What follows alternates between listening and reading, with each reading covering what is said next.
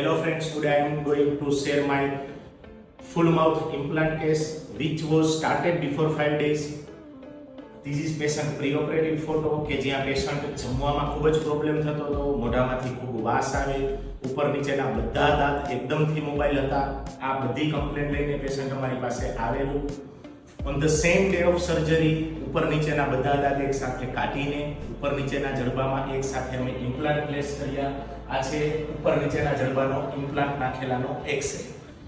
5 જ દિવસમાં પેશન્ટને અમે એકદમ બ્યુટીફુલ જબરદસ્ત ફિક્સ દાંત આપી દીધેલા.